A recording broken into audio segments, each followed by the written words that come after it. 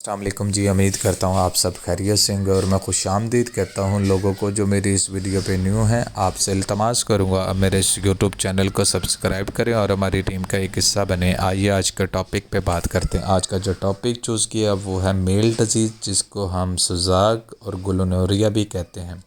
سب سے پہلے تو ہمیں یہ پتہ ہونا چاہیے گلونوریا ہوتا کیا ہے۔ سوزاک ایک ایسی کنڈیشن ہے جس میں پس آتی ہے، خون بھی آتا ہے اور بعض کا نفس پر ہلکا سا کپڑا بھی لگنے سے جو درد ہوتی ہے، یہ اس کی کنڈیشنیں آ جاتی ہیں۔ اب اس کے جو ہے ہم اس کی وجوہات کی طرف آ جاتے ہیں۔ وجوہات میں شراب نوشی کا زیادہ استعمال کرنا، ناجائز عورتوں کے ساتھ تعلقات رکھنا، تیز مسالے جات کھانا، پیشاب کے اوپر پیشاب کر دینا، اور رات کو اگر آپ کو اطلاع ہوتا ہے تو آپ کہتے ہیں کہ چلو میں صبح نہا لوں گا، صبح کے بعد آپ جو ہے اس کو لیٹ کرتے رہتے ہیں، تو تب کیا ہوتا ہے یہ وائرس جو ہے وہ آپ کے جو یو ٹی آئی نالی ہے اس کے اندر بیٹھ جاتا ہے۔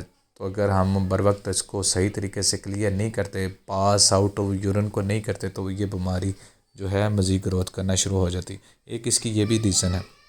ساتھ میں عورتوں سے باتیں کرنا، فون پہ بات کرنا، جس سے پھر کیا ہوتا ہے کہ منی آنا شروع ہو جاتی ہے۔ تو ظاہری بات ہے ایک چیز جو باہر آئے گی، جب وہ صحیح طریقے سے پاس نہیں ہوگی تو تب بھی وہ مسئلہ کرے گی۔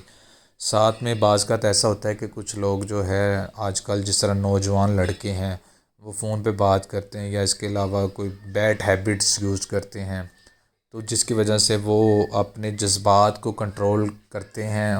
ایک دم سے جب وہ دیکھتے ہیں کہ بھئی وہ ڈسچارج ہونے والے ہیں تو وہ اپنے آپ کو روک لیتے ہیں، تو اس صورت میں بھی جو ہے یہ پرابلم کرتی ہے۔ اور خاص طور پر جو میں بات بتانا چاہوں گا وہ یہ ہے کہ اگر لڑکیوں کو ماہواری کے درمیان آپ اگر اس کو کر دیتے ہیں تو تب یہ بہت زیادہ نقصان کرتی ہے اور حد سے زیادہ جو ہے یہ پرابلم کرتی ہے۔